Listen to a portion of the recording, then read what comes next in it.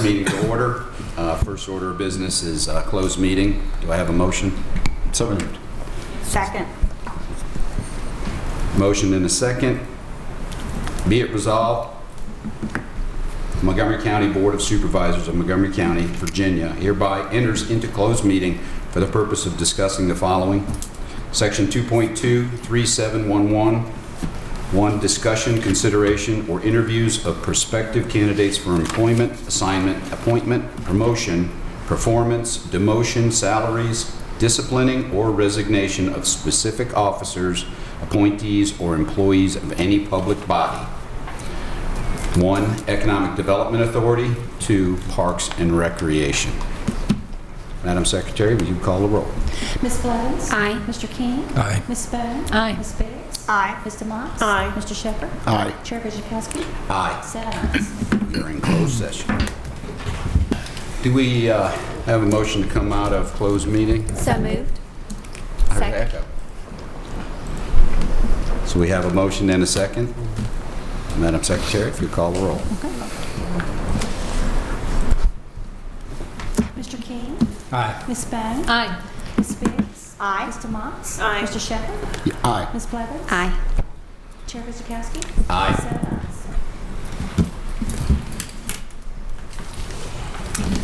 Whereas the Board of Supervisors of Montgomery County has convened a closed meeting on this date pursuant to an affirmative recorded vote in accordance with the provisions of the Virginia Freedom of Information Act, and whereas Section 2.2-3711 of the Code of Virginia requires a certification by the Board that such closed meeting was conducted in conformity with Virginia law.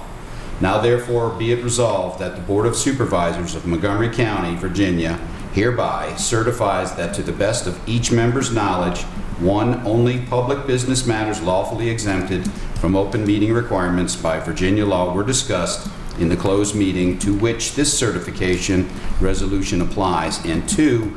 Only such public business matters as were identified in the motion conveying the closed meeting were heard, discussed, or considered by the board. The administrator. Need a motion in a Motion. second? Oh, sorry. It's all right. Do we have a motion for the certification? In a second?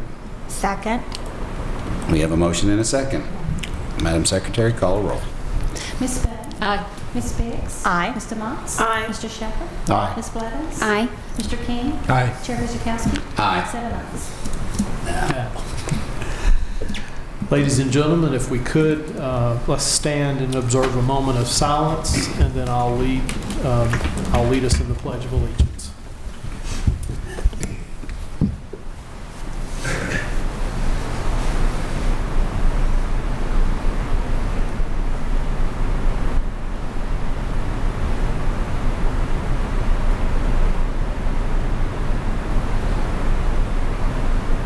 Let us pledge, please.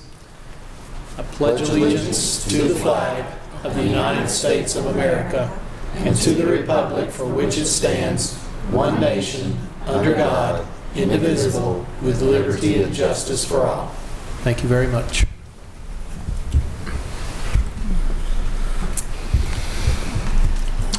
Okay, our first order of business, we have a public hearing for the 6-year secondary road improvement plan. Mr. Chair, I believe David Clark from VDOT is going to come up and lead us through that discussion this evening. Is that him? That would be him. Good evening, everybody. Good evening. I'll make a few opening remarks about the sort of the process of the secondary road 6-year plan. Then we'll open it up to any comments the public might have. This is an annual public hearing for the secondary road improvement program, conducted as prescribed by Virginia Code, and for the construction budget for next year, which is just how we'll spend the upcoming allocation that will start in July of 2020. We have a 6-year plan. It's a sort of a 6-year spending plan, not a 6-year construction plan, unfortunately. A lot of these projects take longer than that once they're in the plan because of the amount of funding that's available. This county is getting in the $400,000 range per year quite a bit less than was, it's now many years ago that it was any higher than that, but it was in the millions. So we programmed that money over a fairly short list of projects, but we have to account for how we're going to spend each allocation in the 6 years. So in year 2025, there's an allocation, and we have to say where we're going to put that money, what project we're going to put that on, and that's usually the project that's down in the lowest priorities of the plan. The construction budget is a little bit different, and that's what you may have a copy of that. That's fairly well set, how much we're going to get. It fluctuates, but they have an idea of how much is going to be available to the counties, and ask that we look at see which projects we're going to put next year's money alone on. And that's just distributed between 2 or 3 projects. Following this public hearing, the board can consider the comments, consider the current plan, and then pass a resolution at a later meeting, a future meeting, either agreeing with this draft plan, adding something, moving the priorities around in the lower ones. The top couple of priorities were pretty well set because we've already spent quite a bit in right-of-way and time in right-of-way and design. This is a public hearing for secondary roads. Those are the roads numbered 600 and above. There's a separate process for primary roads and interstate roads. All counties are guaranteed a certain amount. It depends on the mileage and population for the allocation, but all counties in Virginia get some sort of secondary funding. Primary funding is completely different. It's now done through the smart scale process, which I think you were familiar with, where counties and localities apply for funds, and the projects are evaluated in a point system and awarded that way. There's still a public hearing for that. That's done on a district-wide basis. There's 12 counties in the Salem district, so there will be one large public hearing that the secretary usually comes to the commissioner, and that's usually held in Roanoke. And that will take place later this spring. And that's for talking about larger type projects, 81 projects, maybe 460, Rat 8, 114. All those would fall into that primary road 6-year plan process and the smart scale process. One other thing I'd like to note, this secondary construction funding, as I said, is in the $300,000, $400,000 range. That's allocations done statewide, and most VDOT funds are from the gas tax. So the gas tax pretty much funds VDOT, as well as sales tax on motor vehicles, license and registration fees, and a 0.5% of general sales tax. So just the public's information, there's no local property taxes used for highway projects unless the county happens to participate, and Montgomery County does, in the revenue sharing process. That's where you would make an application to do a project. The county would put up half the money, and VDOT would put up the other half. So in that case, there would be some other type of property tax money that the county would come up with. And in fact, we're in the middle of starting a revenue sharing project right now. That's Mount Pleasant Road. We've also got one out in Charlottesville area, Runner's Run as well. But the county in the past has done quite a bit of actual revenue sharing projects. A little bit more on funding. The funding for secondary construction is now allocated in 2 categories, like earmarks. Most of it has to go to unpaved roads. Unpaved roads with 50 vehicles per day or more.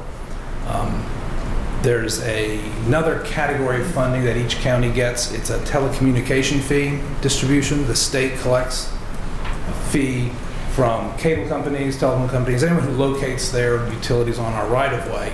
There's a fee involved with that location, and the state collects that fee and then just distributes it to the counties on a strictly % of the population type of proration. So if you had 1% of the population, you would get 1% of this fund. That can be used for anything. It's not much. I think it's in the $70,000 range for Montgomery County. I can look real quick here. It's $100,000, $105,000 from Montgomery County. That does not have to be used on an unpaved road. It does not have to be used on a road that has over 50 vehicles a day. So we've used that in place of what we used to get funding for non-unpaved roads. We might use it for a safety improvement, we might use it for a drainage project. Right now, we're using it in design and getting ready to start. There was a project the board wanted to do to improve a low water structure on Fairview Church Road. That has to use the telecommunication fee funds.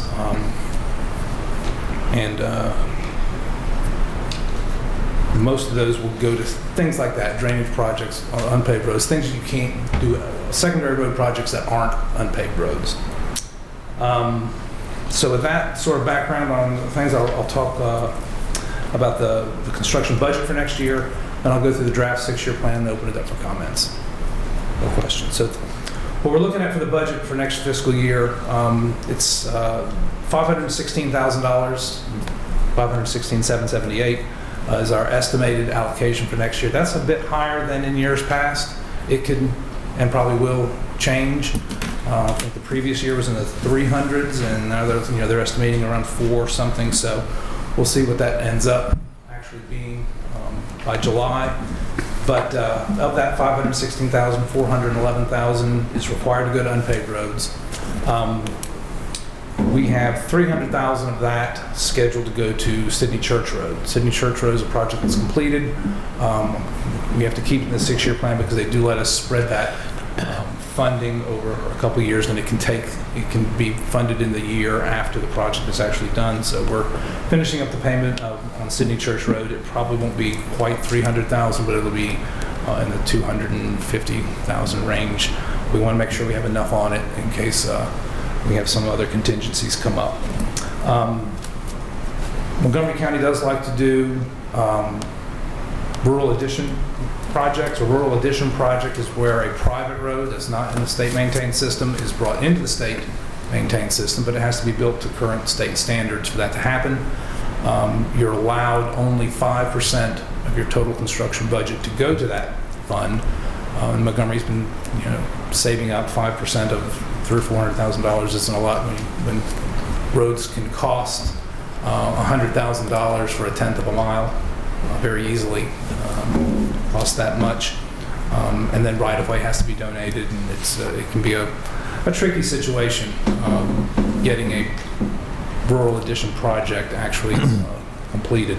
But the county does like to pursue that, and so we're putting $25,839, that's 5% of your allocation, into the rural addition fund, and then the remaining money is $190,939. That'll go on the Yellow Sulphur project, which is our next project.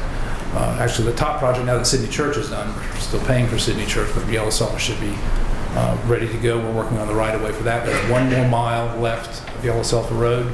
That will complete the paving from Janelle Road to the Christiansburg town line. Finally get that part done. It's the hardest part, naturally, left to be done. There's a railroad crossing, there's a bridge. There's quite a big elevation difference and some curves, and so it's been taking a while to get that last part of it done.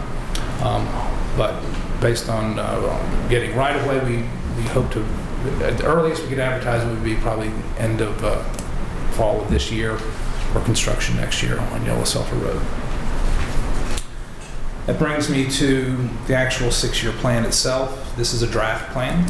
As I said before, the only ones that are not up for debate really is Sidney Church and Yellow Sulphur, because so much has already been spent on that, but I'll go through the priorities.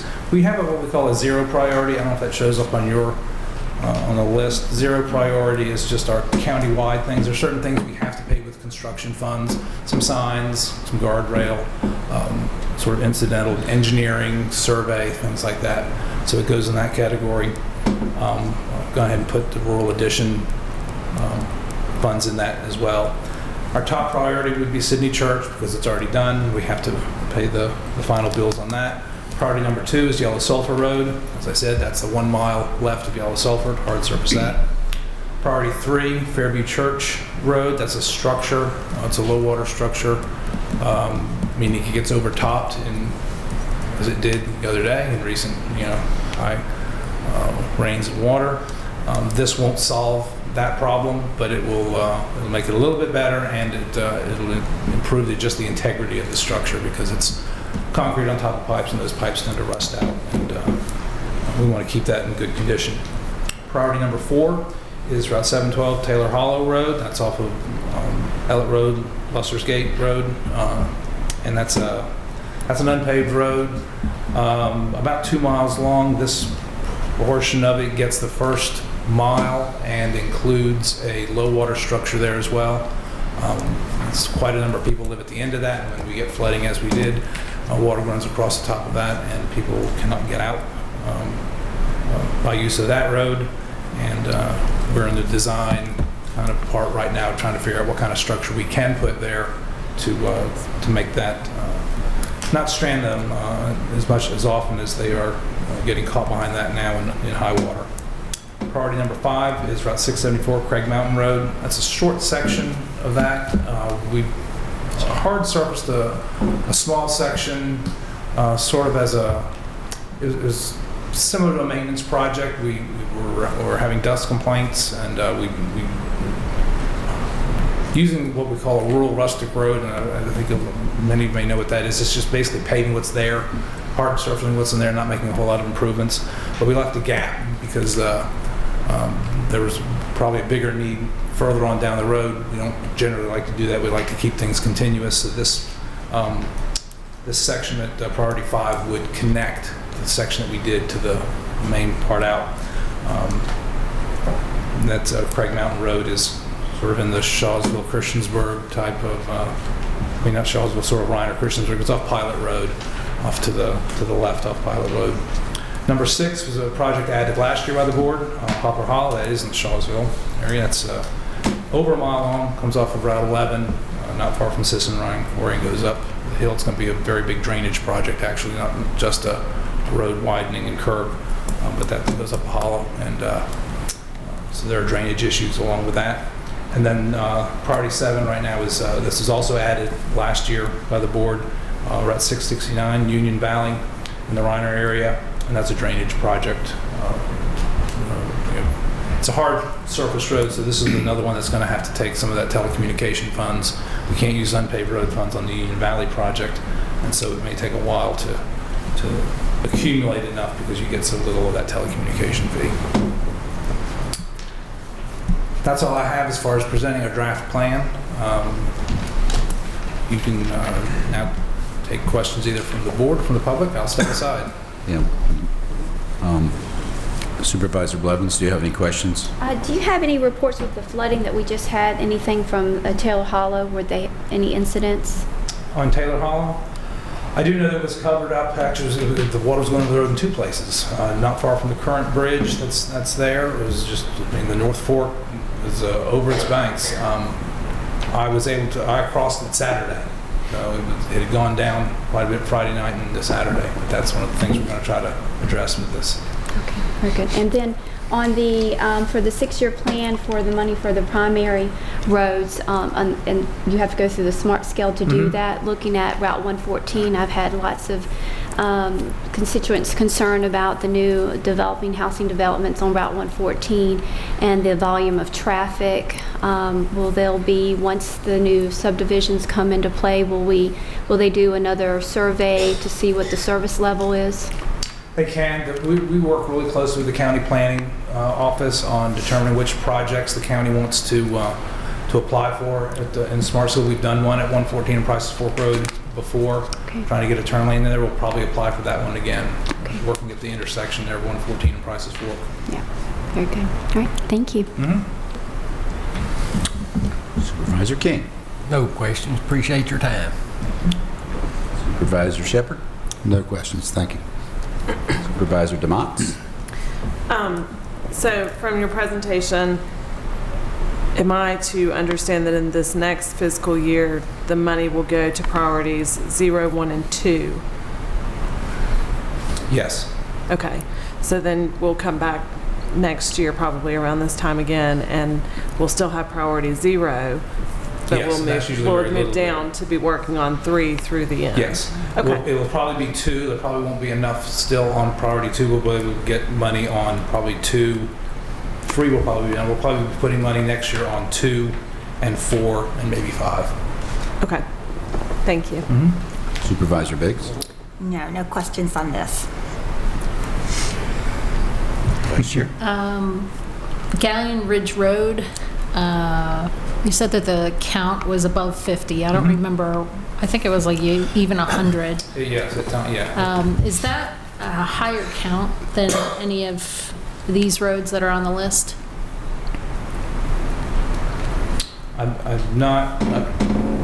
I'm not sure about all of them. I'm not sure what that section of Craig Mountain gets, or Poplar Hollow. I know that Taylor Hollow has over 150, and I know Yellow Sulphur has over 250, and I think Sydney Church is about the same. Not the same as 250. I think it has in the 100 to 150. It's a through road. Is there a way to find out what the count, I mean, can you send us the count for each one of these? Sure. Yeah. That would be great. In fact, well, it's in some of those things. It's also available online for anyone. All of our traffic counts are online. Okay. That's it. Thank you. David, when you were talking about our funding and as it relates to the gas tax, the governor has proposed some increases in gas tax. And I don't recall what the exact number was, but I think he did put it out there. Has anybody in VDOT done any number crunching to see how much that might increase the, well, I'm interested in Montgomery County's increase, but do they know how much that would increase secondary It may not roads? necessarily increase the secondary funding. We stopped using a formula for that a long time ago and went to trying to maximize federal dollars. Federal dollars have to be matched, and to get more federal dollars, you take the state funds and match them. So it's probably going to more federally eligible. There are no unpaved roads that are eligible for federal funding.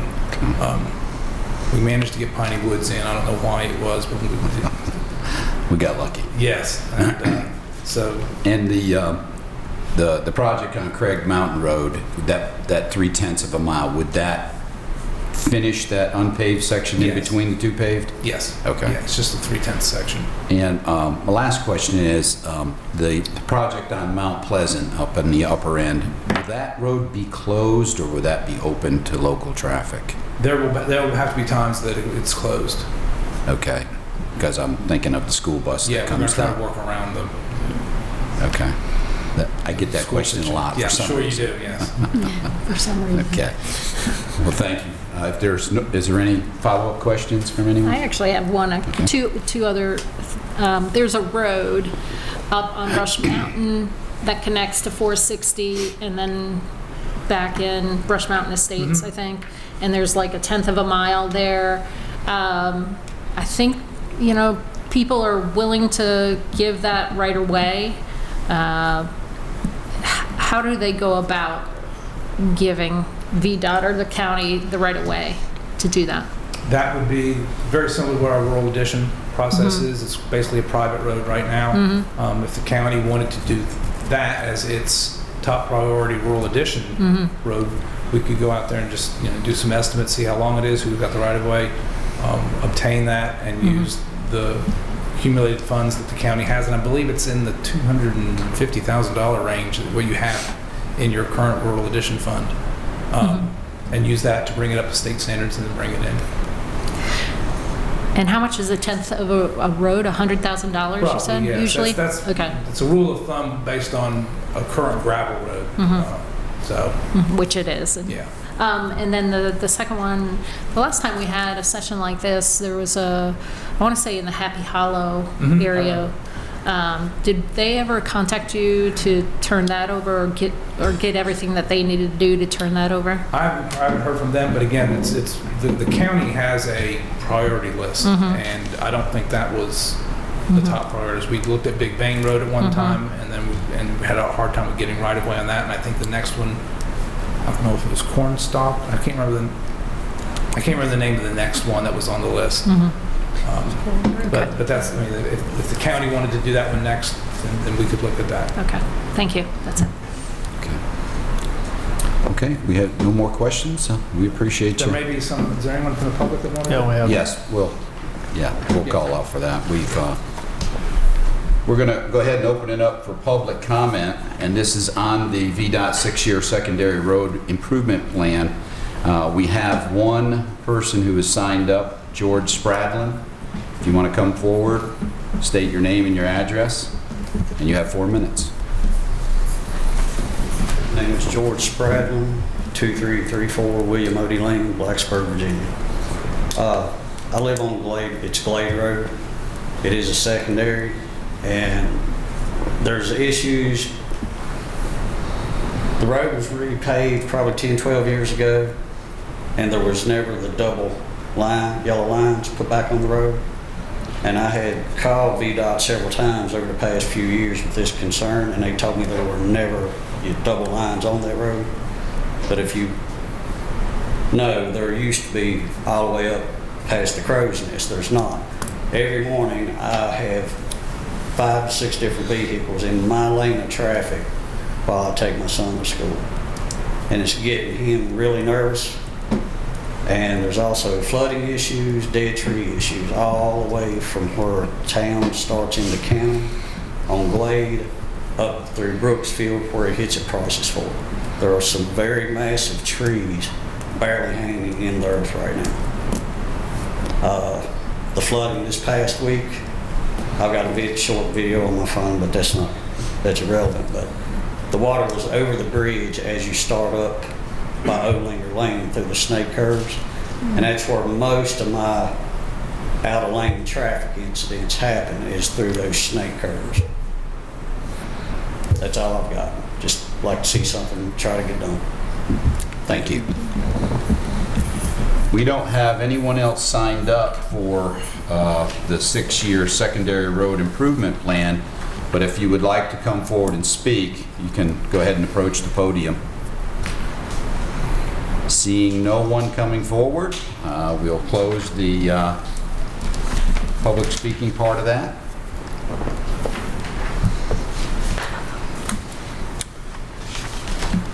Next is our public address, huh? Sir. Our next item is public address. This is where citizens can come up. They have 4 minutes to speak, and you can talk about any topic that you would like. Do we have anybody signed up for that? We have no one signed We up. have no one signed up for that either. But if you would want to come forward, state your name and your address. You have 4 minutes. Going once. Seeing no one come forward, we'll close public address. All right, next item is addendum. No addendum this No evening, addendum. sir. Moving on, items of consent. We have a motion. Motion. Second. We have a motion and a second. Any discussion? Madam Secretary, if you'll call the roll. Ms. Biggs? Aye. Mr. Motts? Aye. Mr. Shepherd? Aye. Ms. Blevins? Aye. Mr. King? Aye. Ms. Spano? Aye. Chair Petrikowski? Aye. 7 ayes. On pages.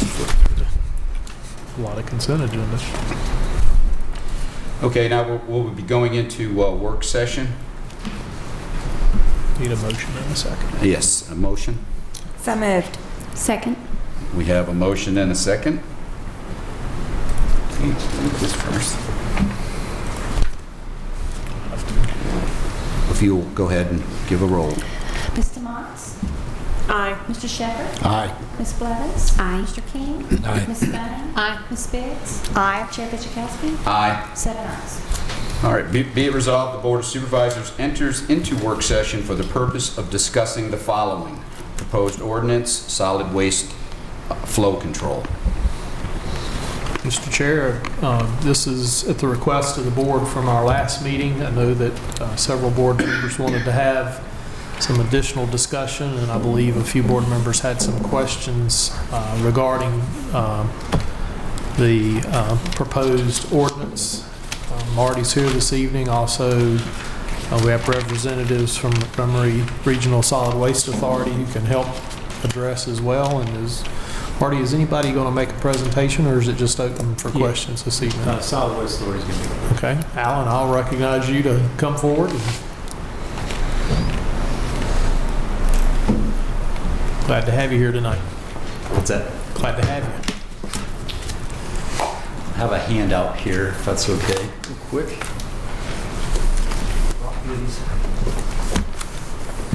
Thank you.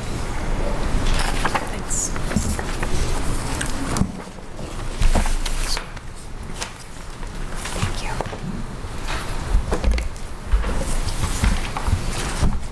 Thank you.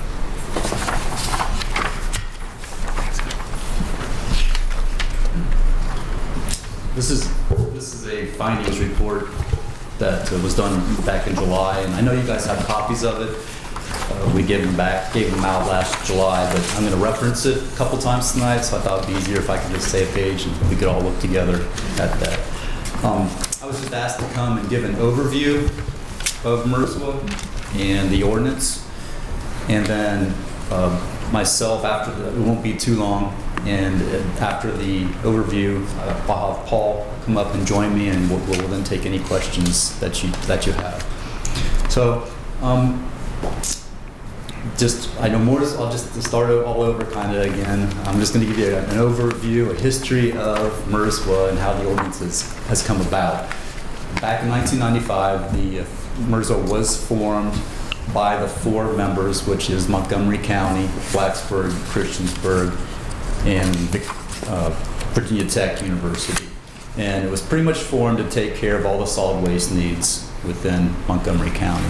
And so over the past 25 years, MRSA has taken care of the solid waste needs. And I just want to kind of list how have we done that over the past 25 years. Well, we've closed and managed the 1.3 million ton landfill. It's about 53 acres, so we're currently managing the closed landfill. We built an 18,000 square feet transfer station, a 45,000 square foot recycling facility, a 40,000 square foot brush and clean wood facility, also built a metal recycling facility, and then we've created, over the last 25 years, multiple recycling programs. Just to list a few is, of course, currently single stream recycling that's taking place throughout the county. Brush recycling, clean wood, metals, tires, cardboard, shredded paper, books, universal waste, electrical waste, household hazardous waste. They're all services that the public has wanted us to provide the last 25 years, and we've been happy to do that. Totaling everything that I've kind of talked about, the members have invested about $11 million in capital expenditures and about $90 million in operating expenditures over the past 25 years. And the one thing that's really we're pretty proud of as an organization is that we've done all of this the last 25 years with only a $1.50 per ton fee increase. Back in 1995, the trash fee was $53 a ton, and we are currently at $54.50 per ton. So I feel like we've done a pretty good job of expanding our services and managing solid waste with only a $1.50 per ton solid waste fee. And what does that current, which is $54.50, what does that current tipping fee do? Well, it allows us to manage the closed landfill. Unfortunately, that landfill is closed, and it's not a revenue generator. We kind of talked about that today. It's not a revenue generator, but there's quite time and effort that has to take place with that closed landfill. You got groundwater, you got gas, you got leachate, you got pretreatment facility, you got sedimentation, ponds, and erosion issues, settlement issues. So there's a lot that goes into that closed landfill, but that tipping fee helps us manage that closed landfill. It also helps us manage and haul the trash that we receive at the transfer station to the New River Resource Authority. We are a member of the New River Resource Authority, and per the contract, all of our trash that we handle gets hauled to the New River Resource Authority. And then the 5450 also takes care of, I'll be honest with you, it takes care of recycling. Recycling's not a big money maker. In recycling, if you can break even, that's fantastic, I'll be honest with you. And especially in the market that we're in right now, recycling, you don't make a whole lot of money in recycling, but that 5450 does help offset and make those recycling services a little bit more affordable. So how did we do all this and only raise the fee $1.50 over the last 25 years? Well, the one thing I'd like to talk to is we have a very good board. I've been with Montgomery Regional Solid Waste Authority for about 14 years now. The board is made up of representatives from Montgomery County, the supervisors, the councils of Blacksburg and Christiansburg, and also Virginia Tech University. And their goal has always been to keep the fees low, but provide as many services as possible, expand the recycling, which we have done. We've also, I feel like we've run pretty cost efficient. We've been pretty cost effective the last 25 years. And we've had economies of scale. I know I've talked about economies of scale before, and I'm going to talk about it a little bit. Economies of scale has helped us keep that fee at $54.50. Currently, 50% of the trash that we handle is member waste. It comes from the members that form the authority, and 50% of the solid waste that we handle comes from non-members.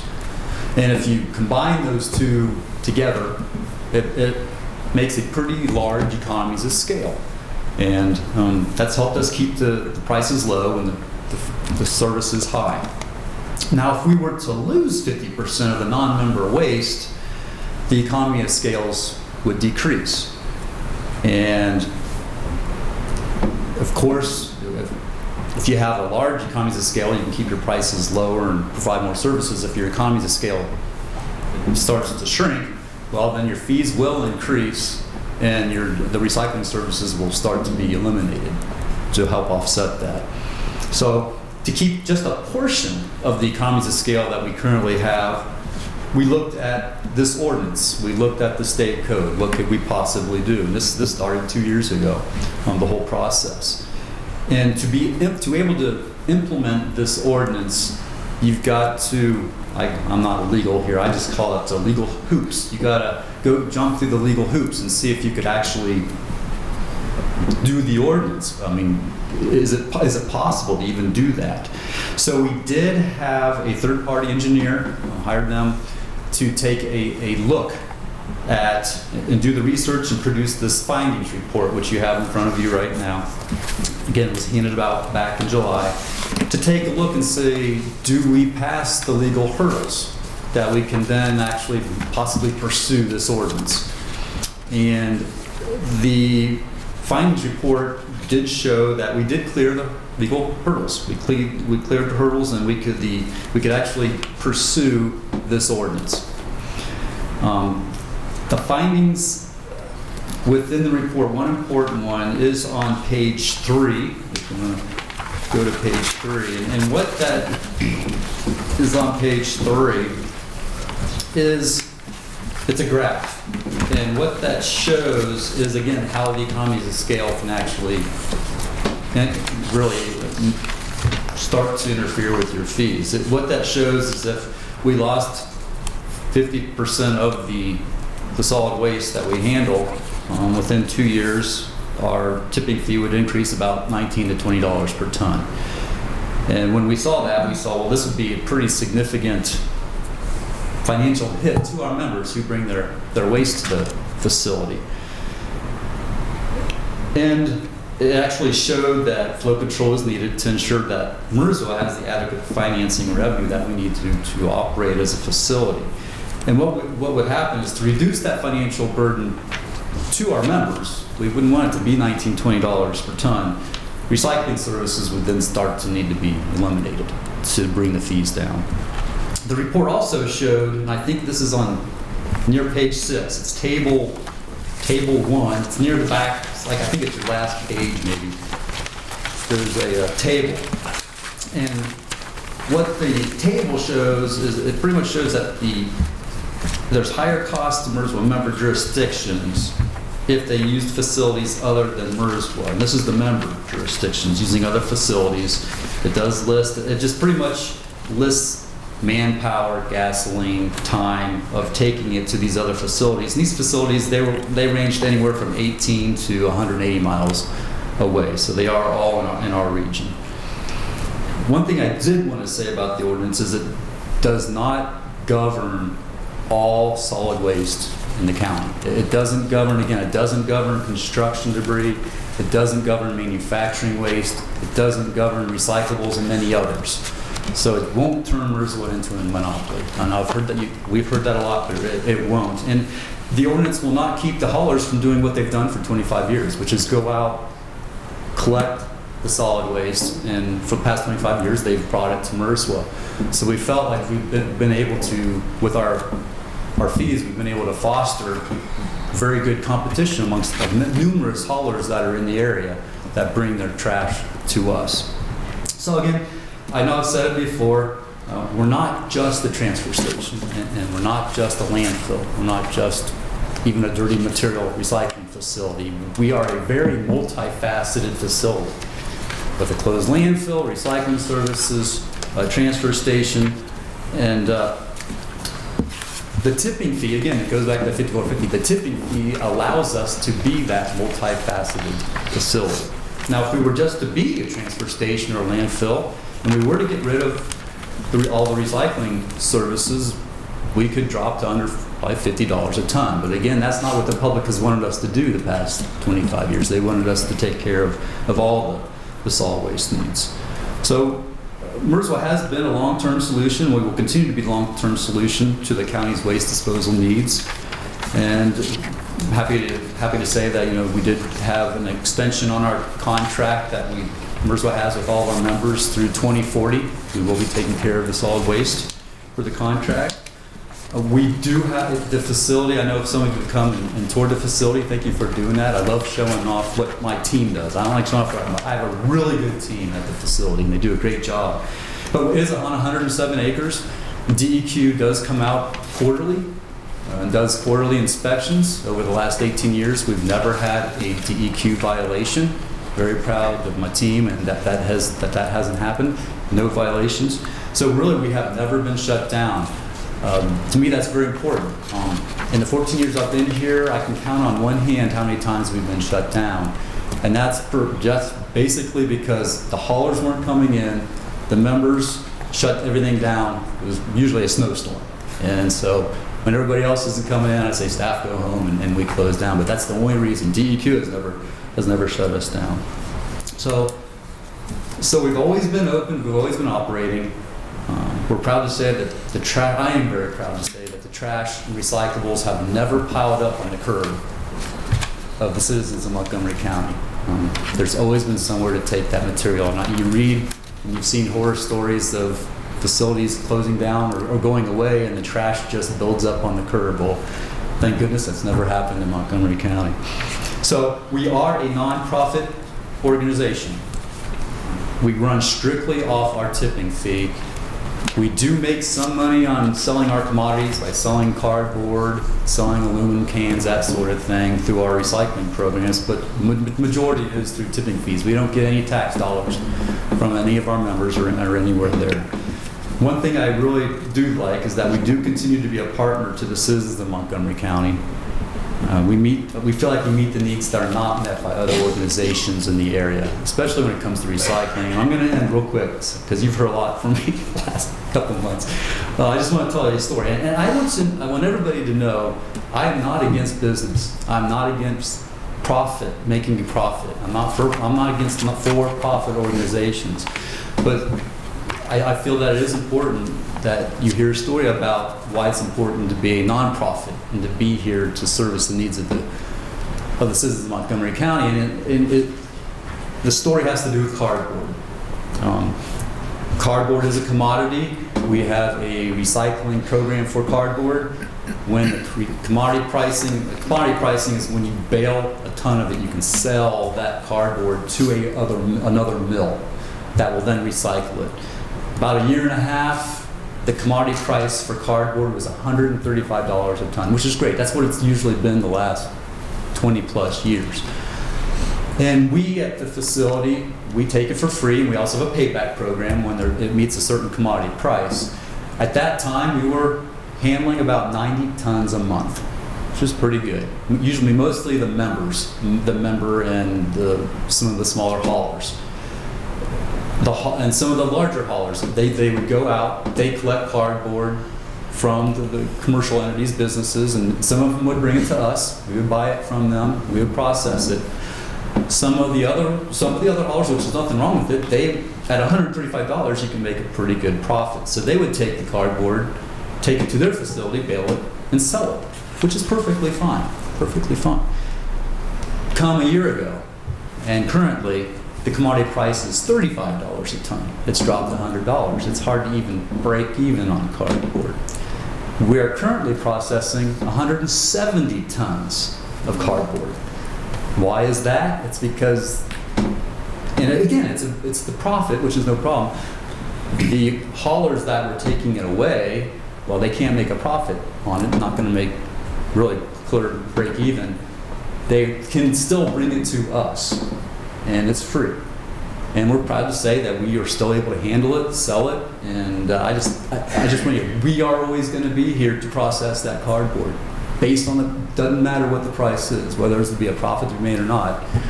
The public wants that to be recycled, so we're going to do it. So I just thought that was an interesting story on non-profits versus profits. And that's pretty much all I had. I just wanted to give a quick overview of MRSWA, the recycling, and everything that we have. And I'll bring Paul up now. And I know if you have any questions for either of us, we're here to answer any questions you have. Okay, thank you, Mr. Jacobson, for coming up. Well, Appreciate that. Do we have questions from the board?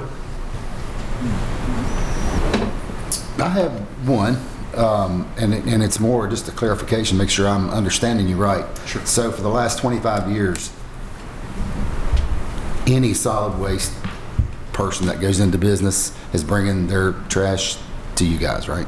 Majority, yeah. The majority.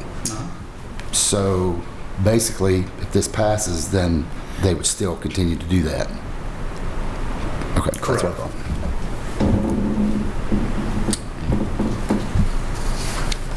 Supervisor Biggs, do you have any? Well, I guess one of the questions I had is why did this just sort of happen during the last 2 years? Like, what sort of instigated this whole thing to come into being and to come to us as a request? There's always the possibility of other businesses coming in and taking, processing solid waste. I'm more of a proactive person than a reactive. I know the process has taken a while, but I always thought that to try to keep the economies of scale, and won't keep all the ordinance won't keep all the economies of scale, but just to keep part of it will help our volume tonnage. Okay. The other question is that I've not really heard anyone talk about is there are 4 members, and 3 of them are localities that pass ordinances. Where are the 2 towns in all of this? Where are they with Their process? Yeah, Or where like they're at? why? I guess I'm asking, why wasn't this sort of an all-together thing where everyone was on the same page? Well, all I know is what I know for the scheduling, like Christiansburg is having their public hearing the 25th of this month. And then they're going to schedule a work session and then bring it back 2 weeks later. I know Blacksburg has put it on their agenda for March 10th to have their public hearing and vote. So it's all been coming. Maybe you know that better than I do. well, the process started about a year ago, and Montgomery Regional asked all 3 localities to consider this, make presentations, and then there was a period where actually staff of the 3 localities and attorneys of the 3 localities worked together. Some minor adjustments were made in the ordinance. There was a lot of talk in the background, the CHA report that Alan talked about tonight. And so the 3 localities did work together on the background, and then in the fall, things started moving back towards the elected bodies, the governing bodies, and this is just how the schedule worked out for the 3 localities to basically to deal with it in January, February, and early March. Okay, and so it would be beneficial then if everyone was on the same page and everyone passed the ordinance. What if someone doesn't pass it? Like if one of the towns decides they're not going to do it, then that's going to negatively influence or impact you all, right? Or us. It's going to. Yeah, Okay. that's correct. All right, and is this sort of, in your thinking, looking at the big picture and the future of solid waste in the county, is this sort of something that you feel that it's a plan to deal with this that goes into the future? You're trying to look at the big picture, figure out how to deal with it, and how to keep the cost to the citizens at a lower rate. That's what I'm hearing? That's correct. Okay, now, since you've got all these localities out here doing things at all different times, is there a time frame where this just absolutely has to, like, for instance, we have it on here to vote tonight, but yet we're just now having the work session. Is there a time frame where this needs to happen for you all, or how does this work? Personally, for me being the executive director, just to get a budget done this year, it'd be nice to know, are we going to have the ordinance or are we not? It really will change the budget significantly. And you're working on your budget now, and it's going to be due when? Well, usually, I'll be honest with you, usually I have it done by now so I can get it to my members and say, hey, there's no fee increase, because I like to get that done early because I know everybody else is working on their budgets too. Just because of the unknown with the ordinance at this time, I have not been able to do that. Okay, thank you very much. Supervisor Blevins? So the members for the authority, they are appointed by each of the localities, both the towns, Virginia Tech, us, and then a member at large, correct? Correct. And it is their consensus that they are all for the flow control. Yes. And then from that recommendation, each of the localities, 2 towns and us, would have to decide on that. But the consensus of their appointed persons to the authority is that they want to go with the flow control. Yeah, that was made October, November of 2018. Okay. And to clarify that Mersfaw is the only transfer station in Montgomery County. Correct. And are there other anything in the county that has been approved for recycling centers but not a transfer station? Is that correct? Yes, there's metal recyclers in town. There's other cardboard and fibers, tire recyclers. Okay, and all of those are for profit, correct? Correct.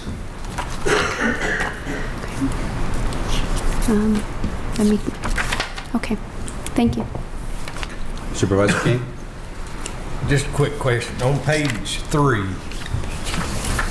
you're showing 2018, 2019 is when you estimated you was going to start losing money. Is that correct? The 18-19 was, that budget was done, and that's what the tipping fee was. Right. For the 18-19. Based on loss of tonnage, then the next year they did the report. They wanted to be a little more conservative with it, with a loss of tonnage gradually. So they lost 25% of the 50, or 50% of the 50 that's non-member, then 100%. So the first year it dropped, it went from 54 to 62. The second year after this, everything is lost, it dropped to 73. That answer your question? Yeah. So just for my information, sure. If this does not pass anywhere, what kind of ideas do you have that can take place besides raising fees? Eliminating recycling, staff reduction. Okay, thank you. Sure.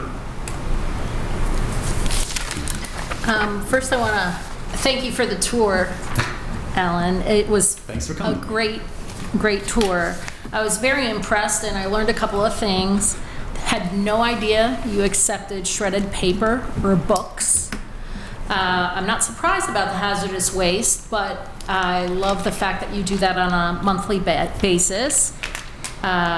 Also like the idea of you paying for aluminum cans when they come in, if there's enough of them, and that you have very affordable mulch. I have several questions, though, and I appreciate you taking the time this morning to sit down with me after the tour so I could ask a whole bunch of questions. And these are the questions that I'm going to ask you now are a result of that conversation as well as the research that I've been doing and all that kind of stuff. So you keep saying that if this doesn't pass, recycling would be dropped and people would be laid off. Would that be enough?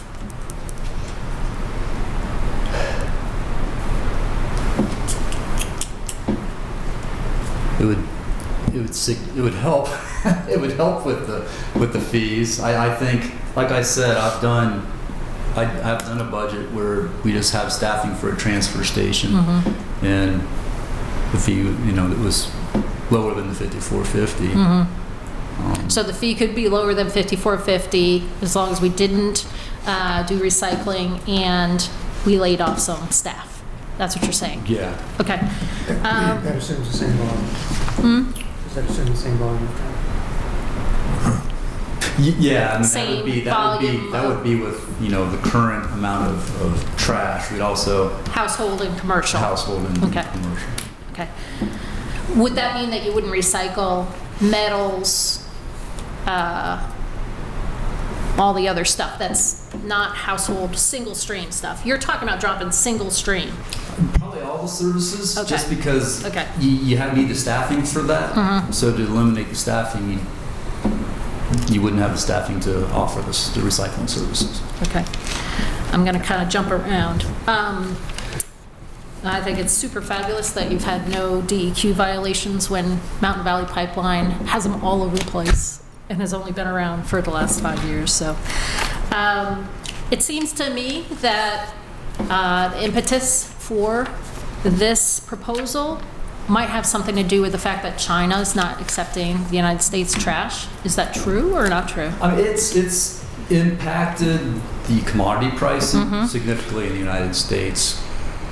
But even when recycling was going well, and it was going to China, the commodity prices still weren't to the height of that you actually would make a profit.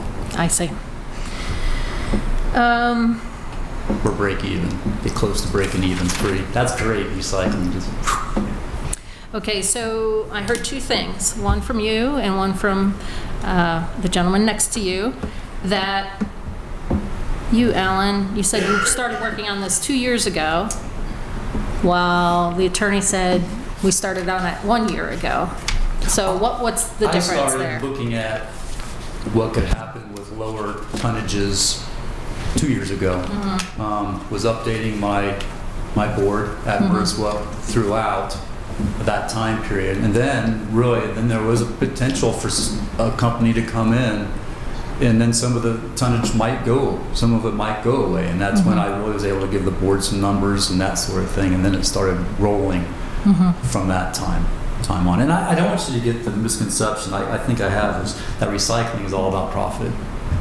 There's a lot. It's a service. I understand that. But I'm just trying to say that the recycling, the things that our recycling services keep a lot of bad stuff out of the landfill. Absolutely. That we take it reduces the volume that goes to landfill, which expands the life of the landfill, which saves money. And by keeping a lot of nasty stuff out of landfill, it keeps them from having any huge remediation costs, which then always come back on tipping fee to us. So it's multifaceted, but unfortunately we're talking tipping fee, I have to talk money. And I apologize if I was not as clear as I should have been. The process did start in 2018. The Montgomery Regional Board didn't vote on it until, I think it was, like you said, October of 2018. Letters were sent to the county administrator and both town managers in January of 2019. But public presentations weren't made until February, March, I believe. So that's where the 1 year came from. But it had started long before. Thanks. I don't understand why you can't do your budget, since this flow control really isn't going to make a difference for like 5 years. Is that true?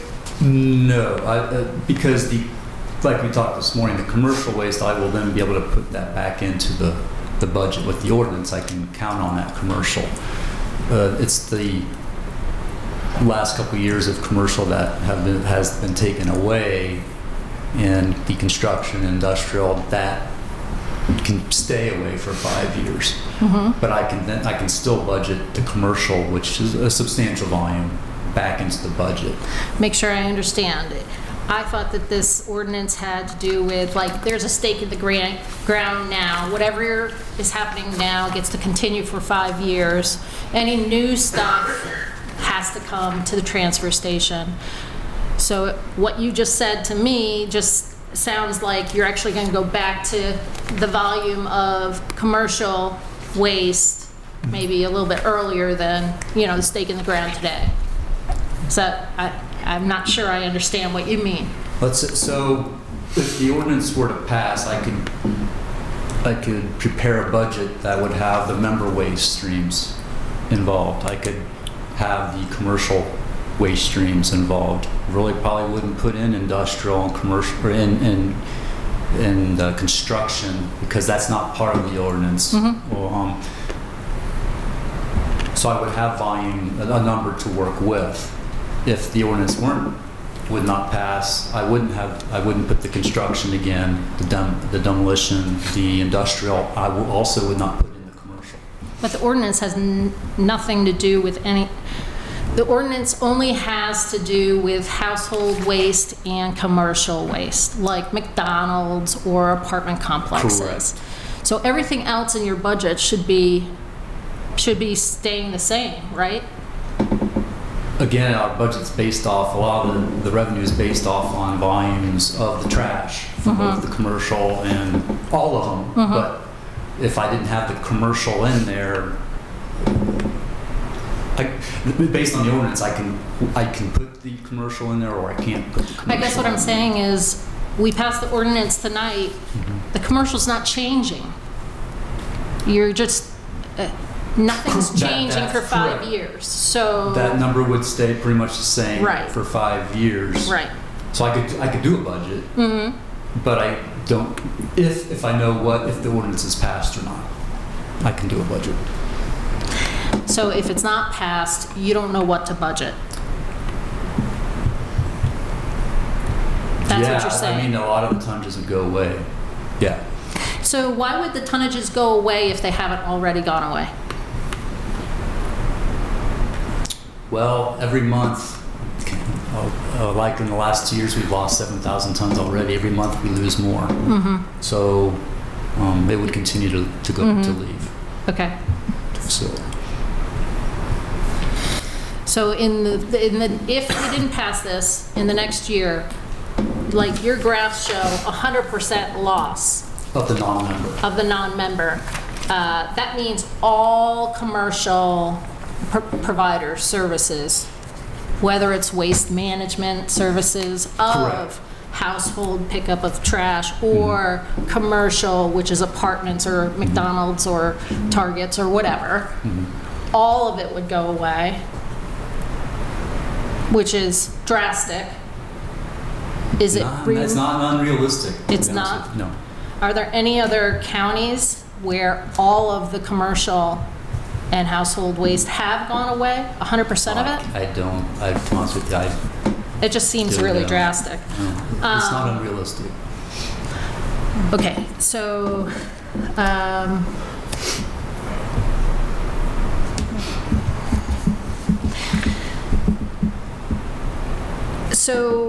you mentioned you like being proactive, and 2 years ago you started looking at this.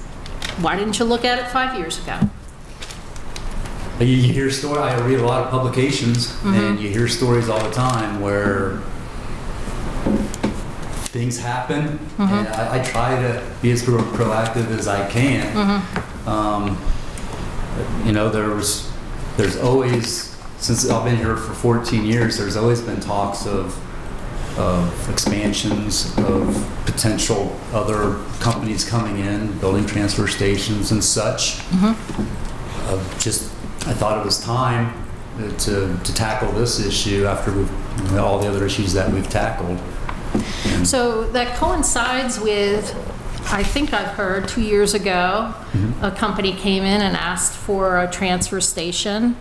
A company came in April of 2018. Actually, it was a current company. Blue Ridge Disposal came in, and at that time, Paul Curtis was the owner, and they had a 40-ton per day recycling facility. And they talked about, hey, yeah, can we be part of the solid waste management plan? And we write the solid waste management plan. We have to manage the solid waste management plan for Montgomery County. We don't have the authority to just tell one company, yes, you can, or no, you can't. But they wanted to be part of the solid waste management plan, and that's always been just a certification. And at that time, when we talked to them, that was the 40-ton per day recycling facility that they've always been. And then that company got bought by another company. Yeah, and later that year. You're right. And then the second company applied for a permit to build their own transfer station. Is that correct? I think that is correct. And at that time, they had no idea. I mean, of course, you can't think for them or speak for them, but you would think that if they knew that flow control was going in place, they would take that into consideration. But chances are they had no idea because you were only thinking about it 2 years ago. Yeah, and that's when then we brought to the board that October, we were talking about that October of 2018 is when the board. So the board knew about it 2 years ago. So if that company came to a locality and asked for a permit, that locality, in full transparency, should have told them, hey, we might be thinking about flow control in the future, or not. It's not the board or the locality's responsibility to tell this commercial provider of services. Is that a legal question? I have no idea. That's a good question, but. Well, as you recall, Montgomery County's had 2 public hearings. The first public hearing was, I want to say March, it could have been April 2019. And a lot of people showed up for that public hearing. All the local solid waste folks, as far as I'm aware. And I believe they knew about it before then. It was, again, January, the letters went out. I'm not exactly sure of the time, but it was not a secret. So when we had that hearing about flow control, we had no activity to the public's eye to follow that. It was radio silence for almost a full year, right? Why would they think that it was moving forward? Would they know that it was moving forward and that our board would take it up and the town councils would take it up? I mean, maybe they thought it was dead. Could they have imagined that? All they had to do was ask. I think a prudent business person would consider that it was still under consideration. It's my view. Who would they ask?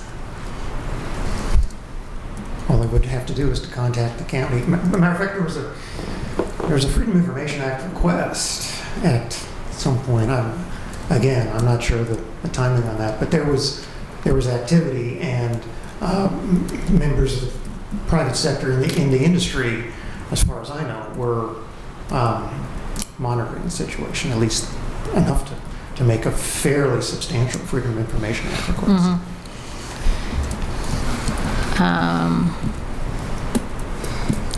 Okay.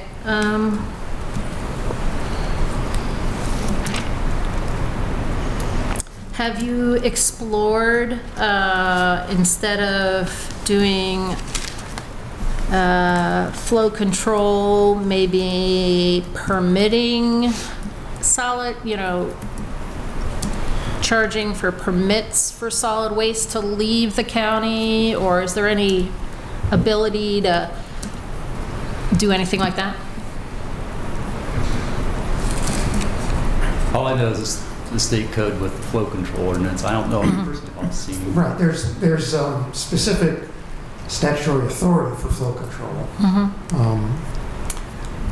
I'm not aware of.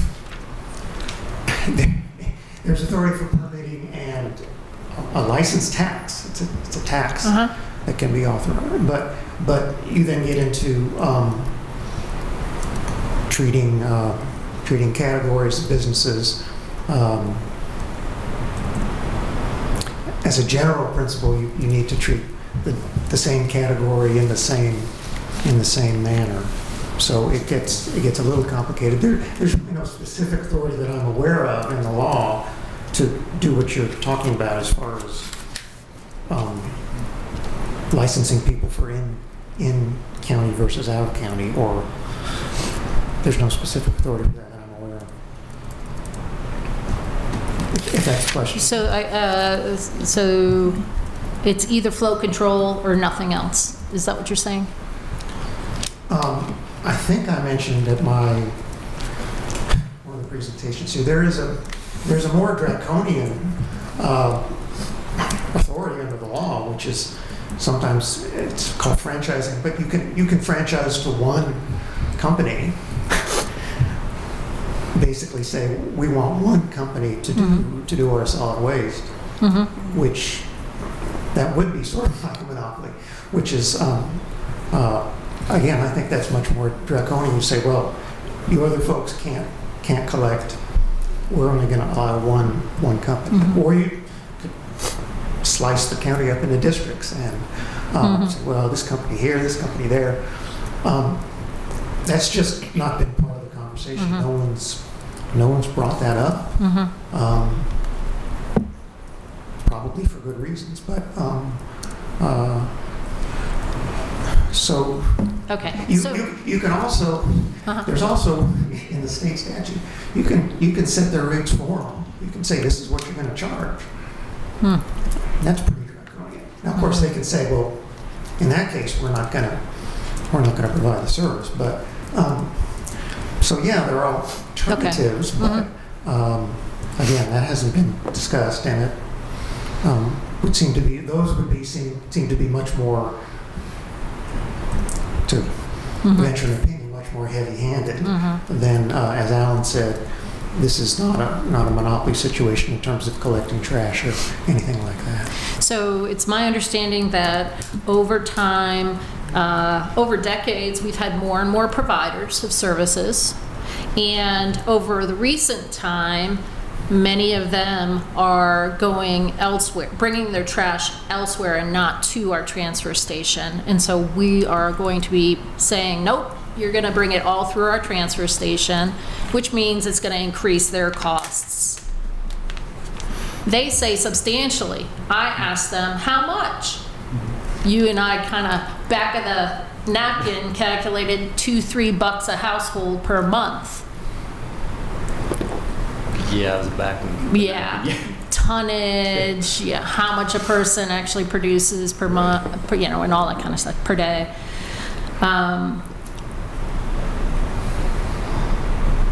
But I have not gotten any number from any of the service providers. I just wish that there was a way for us to not be perceived as draconian by putting in flow control, because all of these companies have been profitable and will be less profitable moving forward because of this requirement. Am I explaining that, describing that properly? I guess the way I look at it is, for the last, at least for me, 14 years, we've always looked at, always outside the box, how do we keep the tonnage, the more tonnage keeps the fees down for all the members. Flow control's been out there for a long time, and I know it's been implemented in other parts of the state years past. So it's always been on our mind if it needed to happen.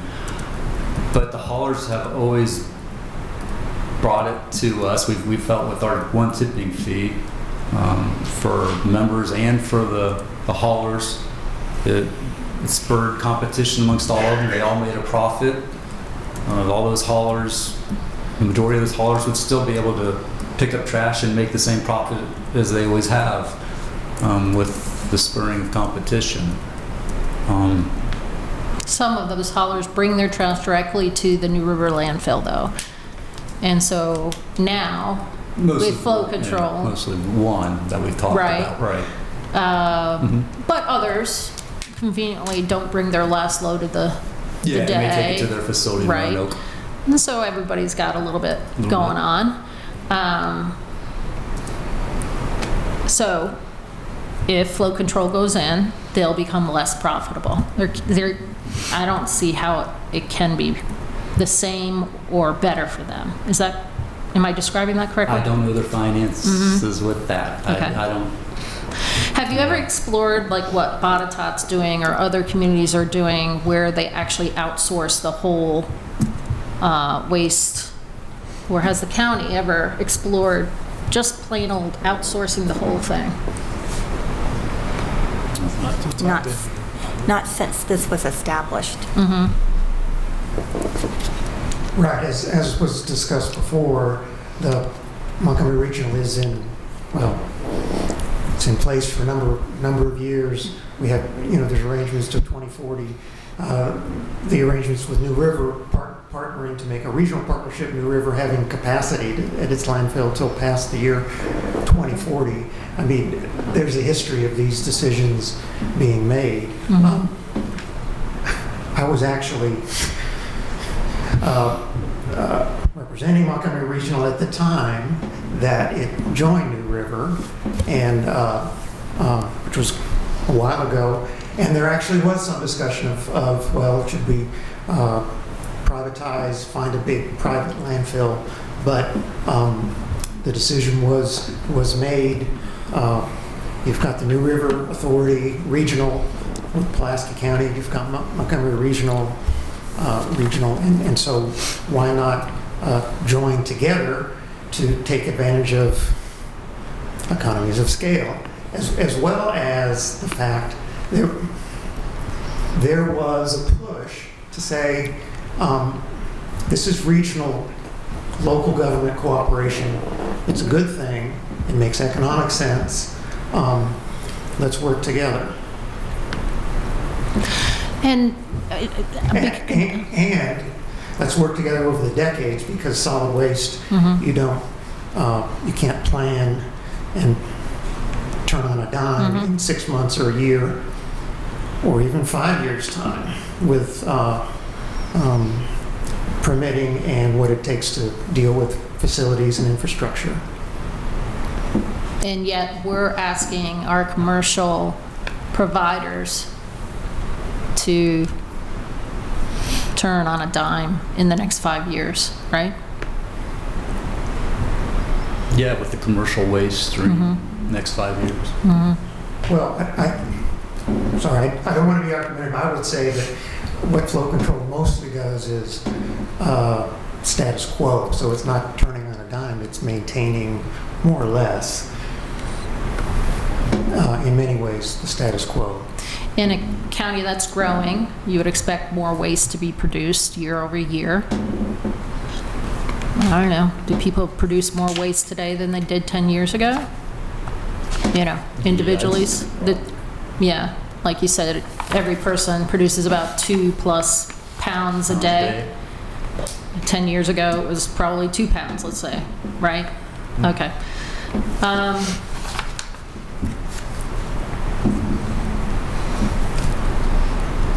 If we approve this today, is there any reason why we could ask the board to explore other commercial options to run MRSWA's responsibilities? I hear Waste Management somewhere out in the eastern part of the state actually runs a county landfill and runs their recycling and waste services. I come from manufacturing. My last job was at GE 15 years ago, and I went and bid stuff and wrote contracts with, and if we can take cost out of the process, sometimes doing it commercially might make sense. Is that an option? That would be a board decision. Well, if I say exploring, looking at other options there's nothing that prevents that from being done. That's all I got. Mr. Chair, that caused me to have a couple of questions just before you can go ahead if you want to. No, go ahead. Okay. I do have a couple of questions. But I'll be quick. Early on, you said that the 3 localities were working together at the beginning of this process. Did all 3 localities have an attorney at the table or an attorney participating in the process? Because I know our attorney has been participating in the process. Did the other 2? Yes, the other 2 had their attorneys. So Montgomery County, Virginia, or Montgomery County, Blacksburg, Christiansburg, and the Solid Waste Authority all had an attorney present. Okay. Just so it's on the record, because I don't think it's been stated as any part of this discussion, the enabling code section is 15.2-931, regulation of garbage and refuse pickup and disposal services, contracting for such services in certain localities. Section A, localities may adopt ordinances requiring the delivery of all or any portion of the garbage, trash, or refuse generated or disposed of within such localities to waste disposal facilities located therein or to waste disposal facilities located outside of such localities if the localities have contracted for capacity at or service from such facilities.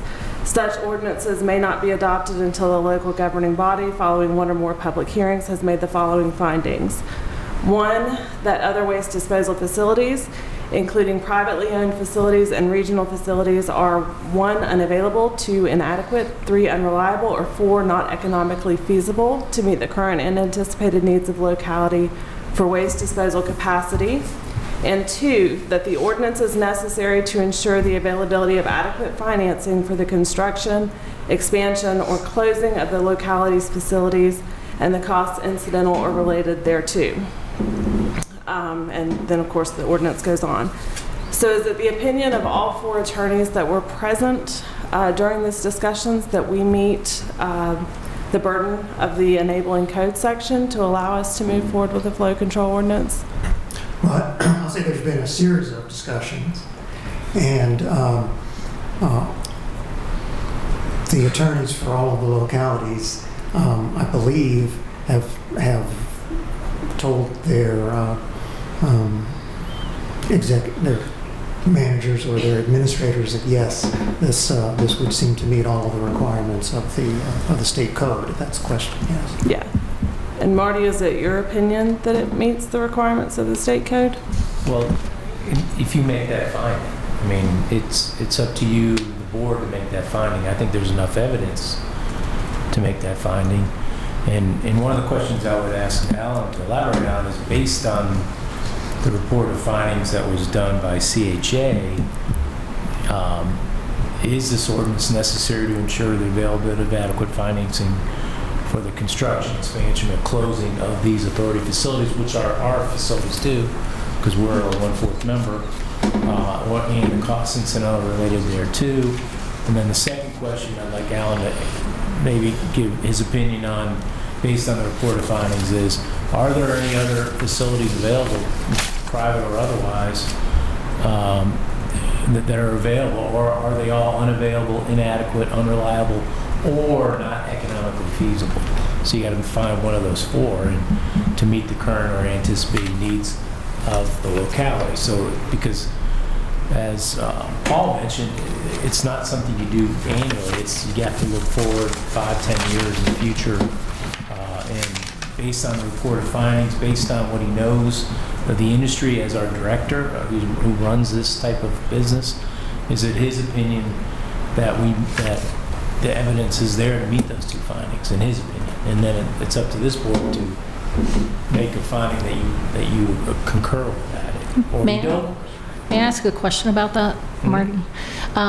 So what if a private company was imminently going to put a transfer station online in the next month? It's not in place today, but so if we pass it today, we pass everything, we pass your requirements. Fines.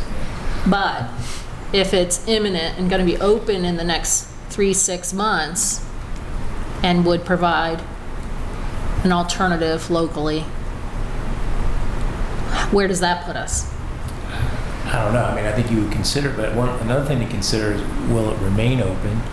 Is it large enough to handle what we need going forward? I think, as Alan pointed out, we're in the business of taking care of, because of the requirement that government has, we have to take care of solid waste. We just have to. It's our obligation, our government. We have no other alternative. We can do it ourselves, or we can contract. But if we can't find anyone to contract, remember, people only contract because of profit. We do it as a non-profit. We do it because we have that requirement. They don't have that requirement. Their requirement is money, and there's nothing wrong with that. That's how business works. But if there's not enough business to do it, if they stop doing it, then what happens? What happens if we no longer finance our authority, we go privately, all of a sudden private says, hey, we don't make enough money anymore, we're not going to do it anymore. And then all of a sudden we have to do something to take care of it. But can't you write a contract to say, hey, you need to give us 12, 24 months advance to break this contract? Yeah, you could write that. I mean, and if we haven't even explored companies contracting it, how do we even know well, we don't. what the option is? But at some point, I don't know how long ago, way before any of us were here, I don't know if Paul was around, but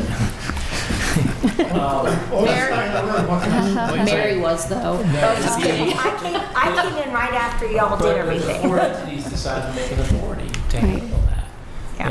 And we've invested millions and millions of dollars since then. And so that's something to think about. I mean, that was investment we, as the county, made, 2 towns made.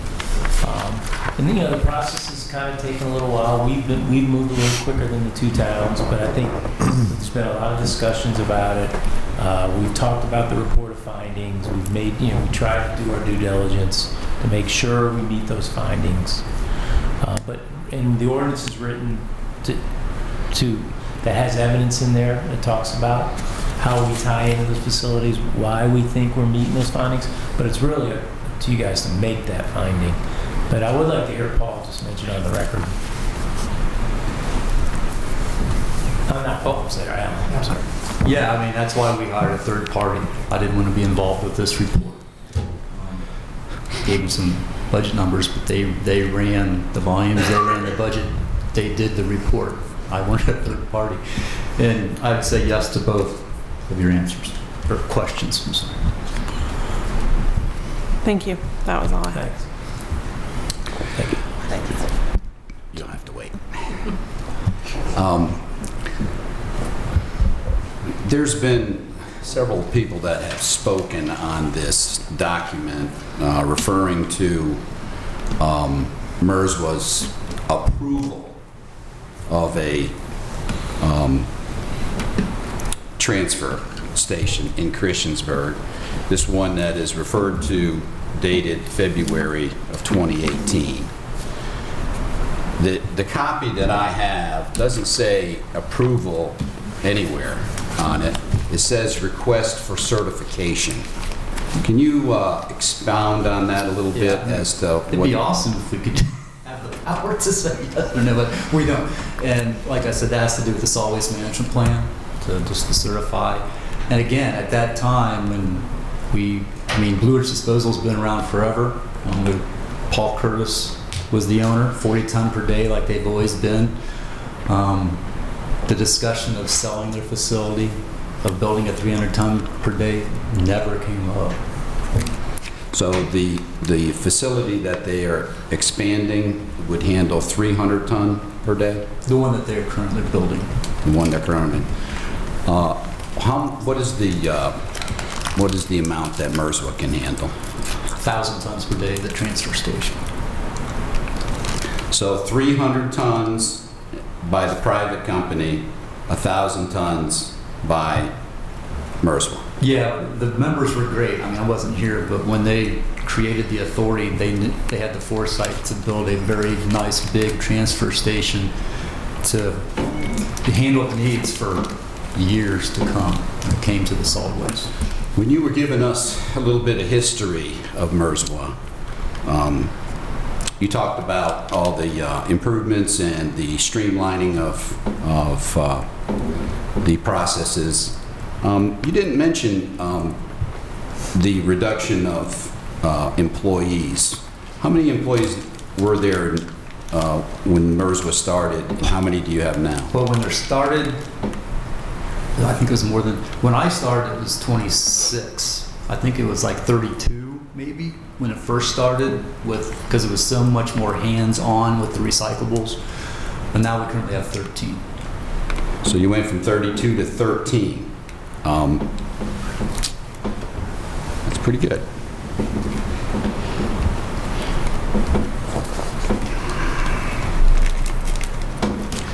So again, going back to that document, the request for certification. So several speakers have basically said that the rules have changed, that we've changed the rules somehow. When this application was made, it was for 40 tons, and they are seeking 300 tons. You have another question? Alan, you told me that request for certification was for Blue Ridge, and now CFS is the one that requested to the town of Christiansburg to expand to the 300. From what I understand, they never, we don't have that authority, so that's why you they don't come have to to. us. Yeah, we don't have the Right, authority. so makes sense. You were really just allowing Blue Ridge to continue to do what they were doing, really. And really, we weren't even allowing it. It was Yeah. just they're part of this always Right. management plan for the future. So when I asked you before, 2 years ago you started working on it, and Paul goes, yeah, in January, February of last year, everybody knew about it, and they should have known, or if they were curious, they could have asked, as opposed to move forward with their construction if they were concerned for their profitability. Am I understanding the timing and what expectations are for commercial enterprises? I'm sorry, I don't understand the Okay, question. so they are building their facility at this point in time. That's correct. They got the okay 2 years ago to build it. Now, I think they just got their approval from Christiansburg in April of 2019.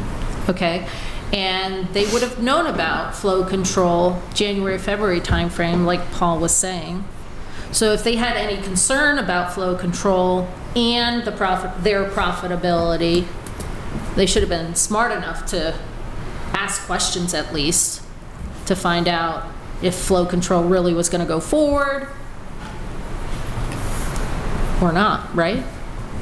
They should have asked, right? And they didn't, or they just kept moving forward. And they're now telling us that they weren't notified or something like that. Is that what you're saying, Steve? Well, you were here too. They had two people that said that this is changing the rules. That Merswa changed the rules. Not only that, it said Merswa changed the rules and it was an approval, and it's not an approval, obviously. I don't have any more questions. Thank you. Thank you. Any other follow-up I questions? do. First of all, thank you for the tour this morning, too. And I think that when the authority was set, that they had foresight to think that as a governing body, that we have an obligation, a responsibility to our citizens. And to think that we would do away with recycling, and already you only have 13 employees, and that tour today, it was efficient. I've used that facility myself. It's very proficient, easy to get to, accessible, and then all the recycling of the books that we saw today, and then the fact that the story you just shared about how when recycling is no more profitable, they don't do it. And these are services that our citizens want. You gave us stories about how when you only did it a couple times a year, that there was traffic problems because people are trying to get to that. Yes, and now that we do that once a month. So my concern is if we don't pass the flow control, we're going to have to alleviate or do away with these services that our citizens want. And then even if we, and then maybe even, 13, that's outstanding. I wish everybody could run a very organization with that low of employees, and to show that you only had to increase your cost over 3% for the last 25 years. That's awesome. But my concern is even if we did and we went to the private, which we, of course, the private companies would only want to do it for profit, the obligation would still be on us to take care of our citizens, and that's what we're here first, is to take care of all of our citizens. But we would still be responsible for the closure and the maintaining of that landfill. And what happens when, even if we completely get out of the business and we go privatize this, we're still responsible. They're not going to want to pay to take care of a landfill. There's no profit in it. It's only going to cost money. We as the county would still be, or the authority would still be responsible for that. And what about our other member jurisdictions? How does that affect them, including now that we have an agreement within RRA as well? I think we were discussing how some of their tipping fees were less if they go directly to there instead of coming through Merciful. Is that because we are in agreement and they know that because they have the capacity and that we are a part of that? Is that why it was a little bit less too? Their gate fee is $32 per ton. And again, they're just a landfill. That's why I always say, if we were just a transfer station, and again, we have to pay the current tipping fee plus transportation. And of course, the more you take in a bigger trailer, the less your transportation would be. Instead of a small compactor, it would cost them considerably amount. They'd have their tipping fee over there, plus an hour's of time or 2 hours of time, plus gasoline, all the other costs. And that chart shows that it does add up for the members to haul their waste to these other facilities. And even if we did away with these services, we would still have to be able to fund to keep the closure of the landfills until whenever. Yeah, it's a good point. Unfortunately, with landfills, once you have one, you have it forever, the liability. Nobody wants to buy a landfill from anybody just because DEQ, regardless of a 30-year post-closure, that's your landfill. If there's a groundwater issue or something, it's your problem. So nobody would ever really want to buy a Thank you. And thank you for those comments. I love to hear comments like that. I always take it back to my team. I'm very proud of my team. They work great. They come up with cost-effective ways. They know how to do something better than I do. I know how to manage, but they're out in that stuff in the trash every day, and they have done nothing but help us become more cost-effective and efficient. And I totally appreciate those words, not for me, but so I can take. We have a team meeting tomorrow, and I'm going to be relaying that. So thank you. You're welcome. Supervisor King, did you have a follow-up? No, I'm good. Okay. Anybody else with follow-up? Thank you, gentlemen. Appreciate it very much. Thank you. Coming out and answering our questions. Do we have a motion to come out of work session? Motion. Second. Any discussion? Madam Secretary, call the roll. Mr. Shepherd? Aye. Ms. Blevins? Aye. Mr. King? Aye. Ms. Bowman? Aye. Ms. Biggs? Aye. Mr. Marks? Aye. Chair Jakowski? Aye. 7 ayes. Okay, we are going to take a 5-minute break and return back at, that clock is awful far away. 8:58. We'll say 9 o'clock. Or 9 o'clock. 9 o'clock on the dot. Okay. Break's over.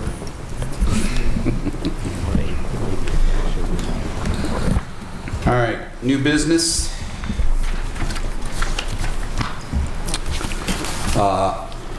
Our solid waste flow control. So moved. Second. Okay, we have a motion and a second. Any discussion? Yeah, I'd like to say something before we vote. Okay. I believe that the free enterprise system is the most productive supplier of human needs and economic justice. That being said, I'm a firm believer in the private sector being able to come in Montgomery County and do a job. I think they can supply the citizens with what they need. I think that Montgomery County needs to have the door open for all people that wants to open a business in Montgomery County. I think a smaller government is better. I think we have a bright staff over at the transfer station that we have now. I think they can come up with different ways than us coming up with this control issue. And I honestly think that if the other people knew that this was coming for a fact, they wouldn't have spent them millions of dollars on the business. And I just want everybody to know that Montgomery County is open for business. Thank you. I'll just say that, you know, this has been sort of a hard issue to wrap your head around, because I think that, you know, number one, a lot was going on that maybe we didn't know about until it was sort of decided at the authority level that, you know, we should be looking at this, which I get. The issue I have is that I was around when this all got started, and, you know, we do have a responsibility to our citizens to provide for solid waste disposal. And I remember when the facility opened, how excited everyone was about the recycling aspect of it. And I think it is our duty, especially to have a nonprofit, that you've got to keep the costs low. I do wish that there was a way that maybe the authority and the private companies could maybe have a closer working relationship. And I think this decision that we're making tonight might put a sort of a wave in it or ruffle in it or something, but I think that it would be great if there was some outreach maybe to our private haulers. I really think, you know, that would help, because, you know, they came, they spoke, but it all comes down to providing the services for our citizens at the most cost-effective cost in the safest manner possible. And it's a public health issue. That's all I want to say. Anyone else? I'd like to build on what Supervisor Biggs just said.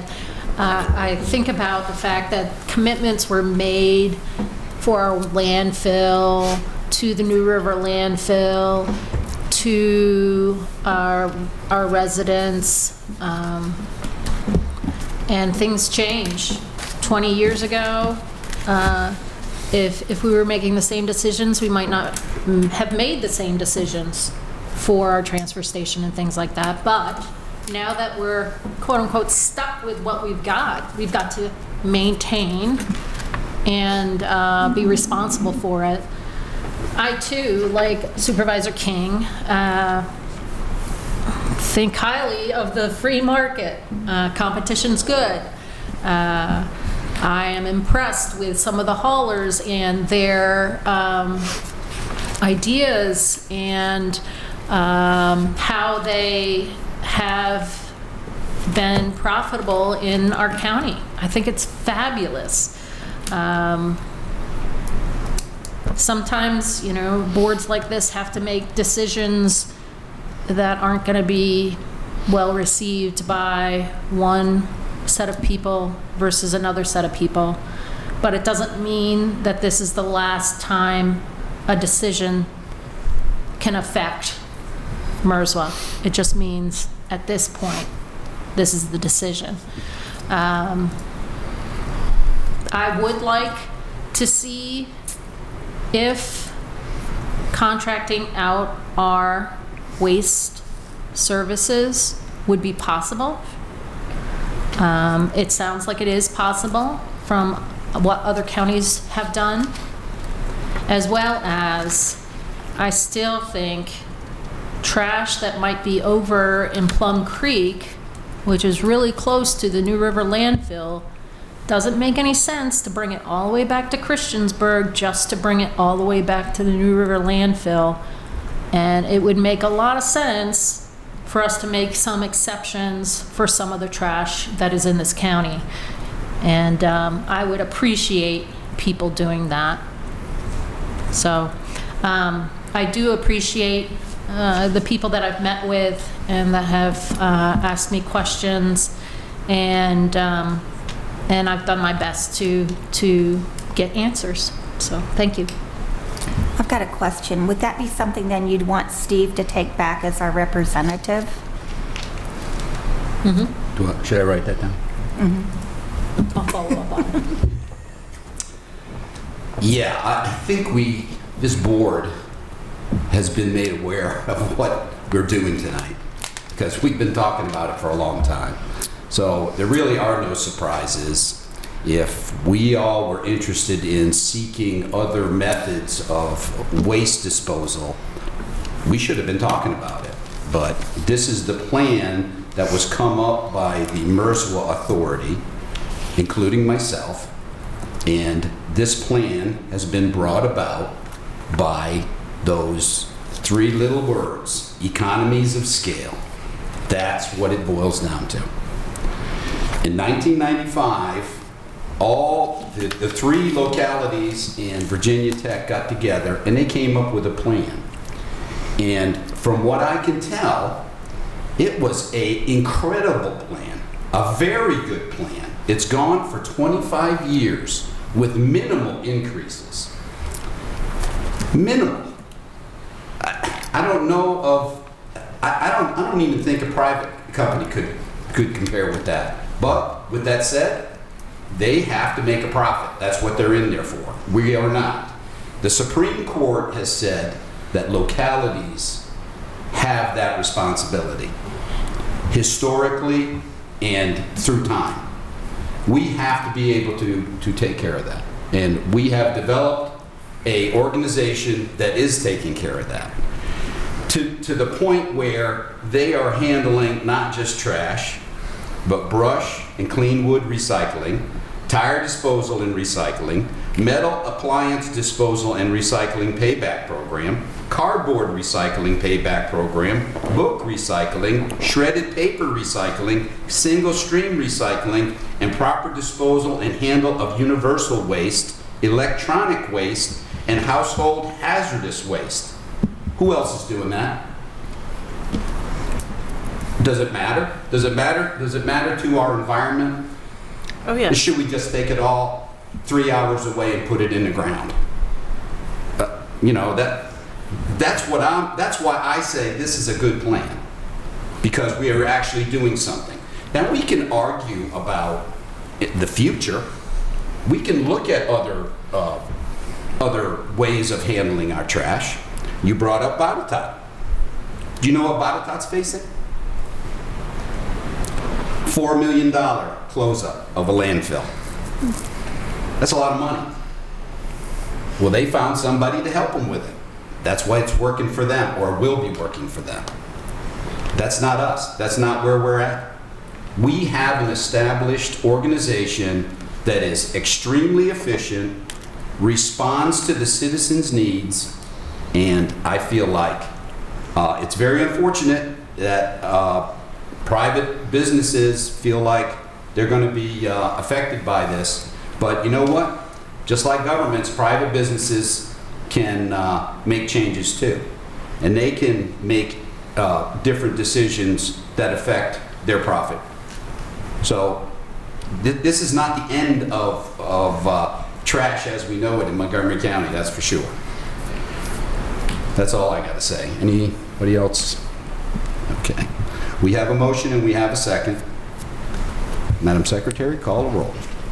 Ms. Blevins? Aye. Mr. King? No. Ms. Bone? Aye. Ms. Biggs? Aye. Mr. Motts? Aye. Mr. Shepherd? Aye. Chair Christopherski? Aye. 6 ayes, 1 no. All right, now we move into reports. I have no report, Mr. Chair. Well, that's a shame, because that means we're going to have to go home earlier. County Administrator? I'll be quick. Had a good trip to Richmond last week. Appreciate those of you that went as well. We had a good opportunity to talk to several legislative aides. We saw all 3 of our delegates in the morning, and senators were quite busy, but had a good opportunity to catch up with everyone in Richmond. Also wanted to mention to you that I will be attending the Virginia Local Government Management Association Conference later this week. Normally there's some space between those 2 meetings, but this year they're back to back. But I'll be away for that at the end of this week. And then, believe it or not, 3 weeks from tonight, we'll be back in this room, and I'll be standing down there presenting the fiscal year 21 proposed budget. So It's weird, isn't it? we got a lot of work to do in the next 3 weeks, don't we, Carol? She already has it done. That's all I have, sir. Okay, thank you. All right, we'll start over here on the right side. Okay, so first of all, I attended the Roanoke Turkey Oyster fundraiser dinner where I had Supervisor King served me a delicious dinner. So first of all, I wanted to thank all of the people that came out to support that, and particularly our first responders for the fire department.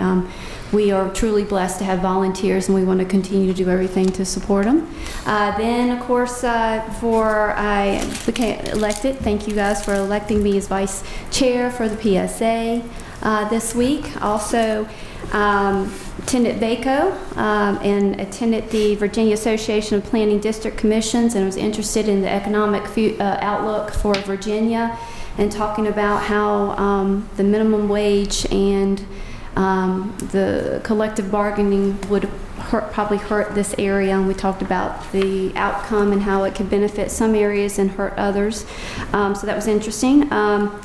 This week also, Supervisor Bond and I attended the Valentine's in Vegas United Way fundraiser this past Saturday. That was a lot of fun. What happens in Vegas stays in Vegas, Miss Sarah.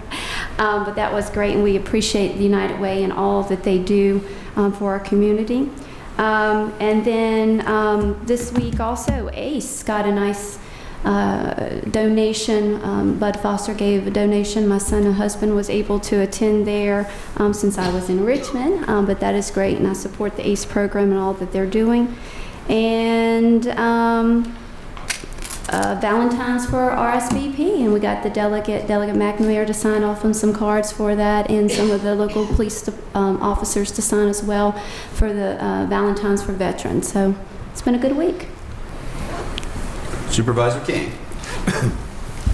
Just like to thank everybody that come out and supported Roanoke Fire Department at the Oyster and Turkey Dinner. I appreciate that, and I appreciate you coming out.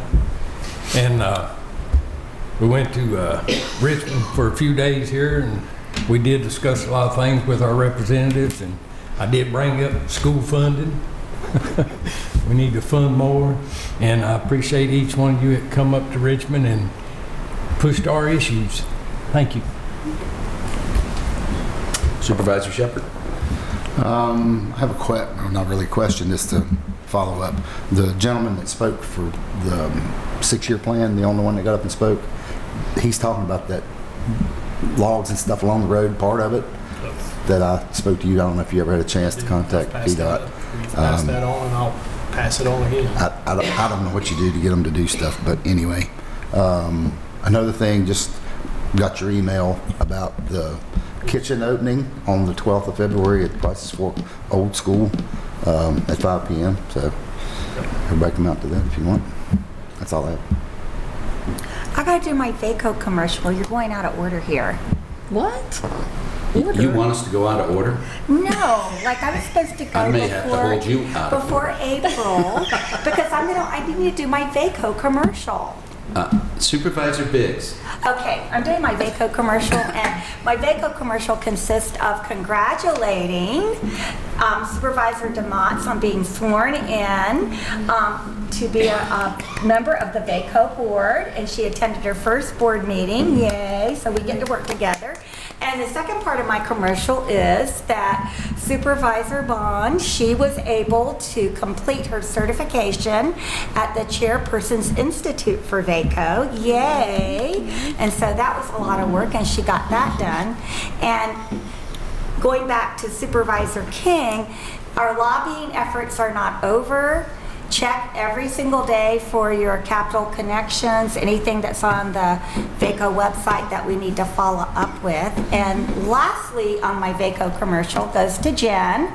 Jen, everyone appreciated the handouts that you made for the Chairperson's Institute. And I didn't have to really speak very long because my counterpart, Billy, sort of got into a teacher mode. So I did hand those out at the end, and everyone was very appreciative. Okay, my VACO commercial is over. Thank you. Supervisor DeMotts. I won't pile on too much, but I will say also to Jen that the legislative priority, the folding document that they were able to present seemed to be very well received by our senators and delegates and their staffs. And I did want to extend a thank you to all of our senators and delegates for making the time to meet with us. The General Assembly seems to be exceptionally busy this year, and so it was very nice to have the opportunity to either meet with the elected official, or if they were not available to have a meeting with us, they did make sure that their staff was present at the meeting. And then we had a very casual, kind of a sandwich salad type dinner with several of them as well in the evening. So it was very nice to be able to spend some time just discussing the priority issues, not only of Montgomery County, but some of the impacts that potential legislation could have statewide and how it would affect us and others. So wanted to make sure to extend my thanks to all of them. And then of course it was always a good time to spend with my colleagues and work really hard together to champion Montgomery County. That's always very rewarding. Vice Chair Bone. Just one thing. Thank you, Mary, for everything that you do with VACO, and now April, you're part of the team. But the Chairperson's Institute was an excellent program, and you don't have to be a chairperson or a vice chair in order to participate in it. So I would highly advise others to think about attending next year. So that's all I have. Thank you. I want to thank all of you that did go to Richmond. I appreciate that. I went last year and hope to go again next year. I'm sure I'll be back up in Richmond with several of you for the, what do they call it, the midterm meetings? I don't know, in August on the Transportation Board, so I look forward to that. And that's all I have. We are closed.